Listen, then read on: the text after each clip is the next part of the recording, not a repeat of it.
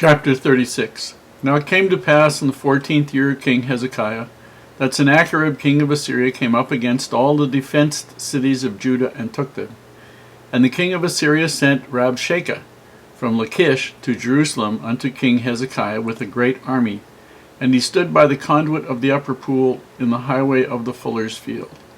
Then came forth unto him Eliakim, Hilkiah's son, which was over the house, and Shebna the scribe, and Joah Asaph's son the recorder.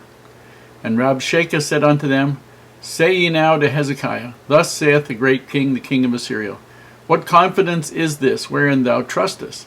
I say, sayest thou, but they are but vain words. I have counsel and strength for war. Now on whom dost thou trust, that thou rebellest against me?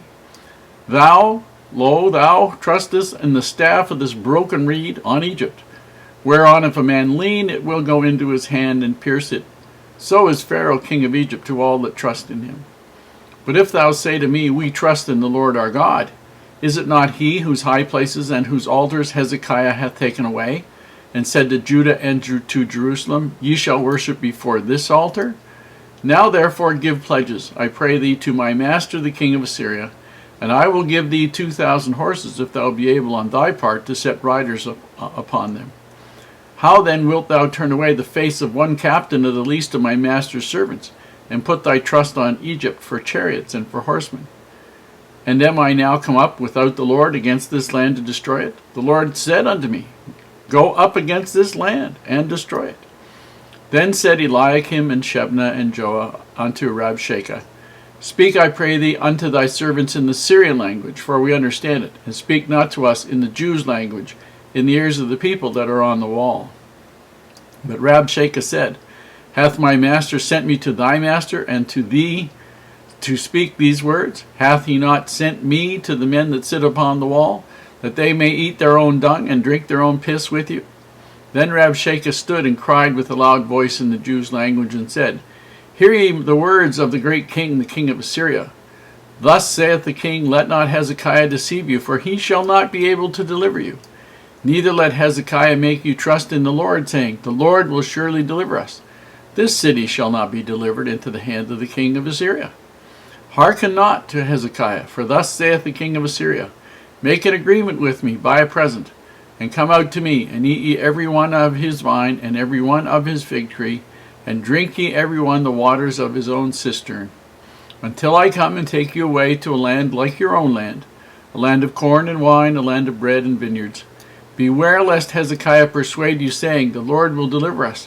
Hath any of the gods of the nations delivered his land out of the hand of the king of Assyria? Where are the gods of Hamath and Arphad?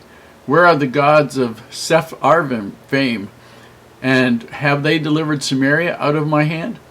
Who are they among all the gods of these lands that have delivered their land out of my hand, that the Lord should deliver Jerusalem out of my hand? But they held their peace, and answered him not a word, for the king's commandment was, Answer him not. Then came Eliakim the son of Hilkiah, that was over the household, and Shebna the scribe, and Joah the son of Asaph the recorder, to Hezekiah, with their clothes rent, and told him the words of Rabshakeh. Here we see that in the 14th year of King Hezekiah, which is about 700 years before Christ, Sennacherib, who is the king of Assyria, comes up and attacks the defenced cities of Jerusalem, which was the walled cities, and he took them. There were 46 of them. And the king of Assyria sent Rabshakeh, who was his commander-in-chief, from Lachish, which was the last city that hadn't been captured before they attacked Jerusalem, unto King Hezekiah in Jerusalem, and they sent him up with a great army. That was not the whole army. The Sennacherib kept some of his troops back at Lachish and actually down a little closer to the coast, and he did battle with Pharaoh and cleaned Pharaoh's clock really good. And so he then had that danger looked after. Now Rabshakeh's job was to terrify Egypt, or terrify Israel, and so he shows up and he starts talking to the people, and Eliakim, who was over the house of Hezekiah, and Shebna the scribe, and Joah the recorder, they come out to the wall to talk to him. Hezekiah doesn't come out because the kings never come out to talk. That's why Sennacherib sent his guy, and why Hezekiah sent his 3 guys. And Rabshakeh says, thus saith the great king, what confidence is there in wherein thou trustest? And he says in verse 6, lo, trusteth the staff of broken reed on Egypt, whereon if a man lean, it will go into his hand and pierce it. So Pharaoh king is to all that trust him. In other words, don't count on Pharaoh. What he didn't say was, my master is cleaning his clock right now. But he says, don't listen to Hezekiah.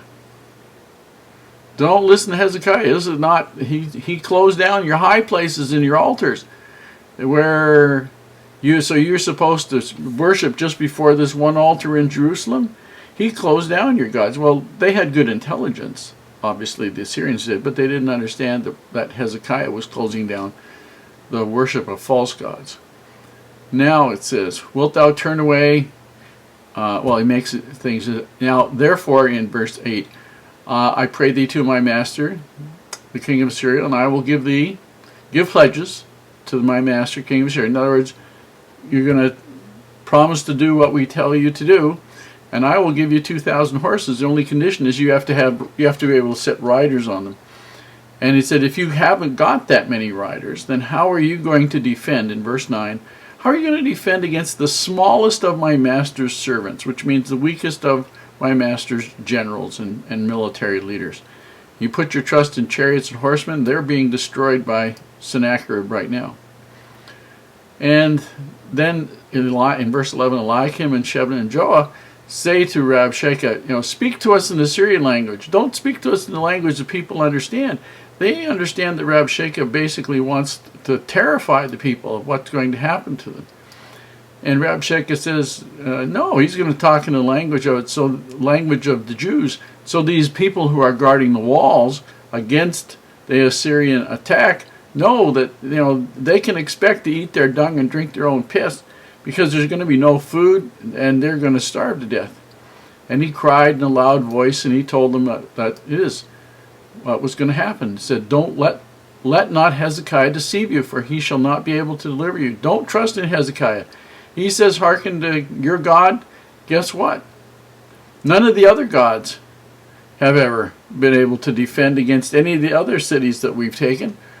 And he says, make an agreement with me by a present, verse 16, and come out to me, and eat everyone his own vine, and drink everyone waters of his own cistern, verse 17. In other words, you can stay here in peace until I come to take you away to a land sort of like this, but I'm not going to leave you in your own land to rebel. I'm going to take you someplace else.